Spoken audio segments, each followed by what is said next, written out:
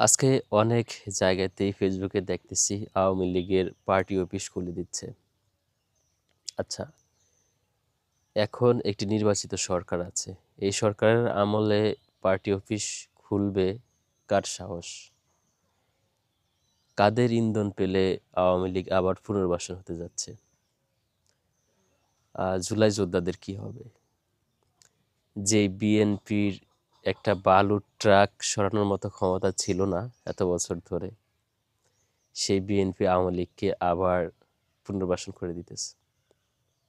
এটাই কি ছিল আই হ্যাভ এ প্ল্যান? এটাও কি প্ল্যানের অন্তর্ভুক্ত ছিল? কেন? আওয়ামী লীগ ১৭টি বছর এই বাংলার জনগণের উপর যেমন শোষণ, নিপীড়ন, নির্যাতন করেছে, পৃথিবীর কোথাও এরকম শোষণ, নিপীড়ন, নির্যাতন করেনি। পৃথিবীর ইতিহাসে কোথাও স্বৈরাচারের দ্বিতীয়বার আবার এরকম উত্থান হয়নি। সেটা হয়তো বাংলাদেশে হতে যাচ্ছে। এটা থেকে যেটা বুঝলাম যে এটা কেন করতেছে, আমার মনে হয় যে একটা কথা আছে না, নিজের নাক কেটে অন্যের যাত্রা ভঙ্গ করা। ঠিক তেমনি মনে হচ্ছে যে আগামী নির্বাচনে হয়তোবা জামাত ইসলাম ক্ষমতায় চলে আসবে, এই ভয়ে তারা আওয়ামী লীগকে পুনর্বাসন করতেছে। যত যাই হোক, এই ১৬টি বছর সাধারণ জনগণ যেমনি অত্যাচারিত, নিপীড়িত হয়েছে, ঠিক তেমনি বিএনপিও অত্যাচারিত, নিপীড়িত হয়েছে। বিএনপির অনেক নেতাকর্মী নিজের বাসায় ঘুমাতে পারে নাই, আত্মীয় স্বজনের বাসায় ঘুমাইছে। তো নিজ দলের নেতাকর্মীদের এই যে এত ত্যাগ, এত কিছু, এগুলো যদি তারা ভুলে যায়, আসলে সে তো নেতা। নেতাদের জায়গায় ঠিকই থাকে, কারণ সাধারণ জনগণের কি হবে বা কি অবস্থায় আছে এটা ডাজ নট ম্যাটার।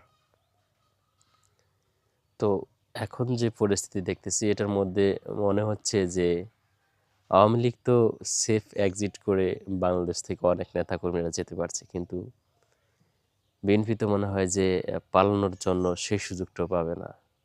কারণ এরা শত্রু আমার বন্ধু, একটা কথা আছে না, যারা এই স্বৈরাচারকে আবার পুনরায় ফিরিয়ে আনে, তারা তো স্বৈরাচারেরও বড় স্বৈরাচার। বাংলার জনগণ এদেরকেও ছাড়বে না ইনশাআল্লাহ। কারণ বাংলার জনগণ বিদ্রোহ করা শিখে গেছে, বিপ্লব করা শিখে গেছে। আহ, আমি আশঙ্কা করতেছি যেটা, যে এক প্রজন্ম নাকি একবারের বেশি বিপ্লব করে না। আসলে কি এরকমটা কিছু হবে কিনা? কারণ হচ্ছে এখন বিপ্লবটা করবে কে? যারা বিপ্লব করেছে তারাই মাঝখান থেকে ক্ষতিগ্রস্ত হয়েছে। বরঞ্চ আপনি অন্যান্য মানুষগুলো দেখেন, যে বিএনপি বা অন্য যারা আছে, তারা এখন উড়ে এসে জুড়ে বসছে। আর যাদের প্রাণ গেছে, যারা এই জুলাই বিপ্লব ঘটিয়েছে, বরঞ্চ তারাই এখন হুমকির মুখে আছে। আমি এর আগে একটা ভিডিওতে বলেছিলাম যে শ্রীলঙ্কার মতো হতে চলেছে হয়তোবা যারা বিপ্লব ঘটিয়েছে। কারণ এখন শ্রীলঙ্কাও তাদেরকে ফাঁসি দেওয়া হয়েছিল যারা বিপ্লব ঘটিয়েছে। তো এখনো বাংলাদেশও হয়তো সে দিকেই আগাচ্ছে। দিন শেষে বাংলাদেশ আসলে ভালো নেই, এতটুকুই।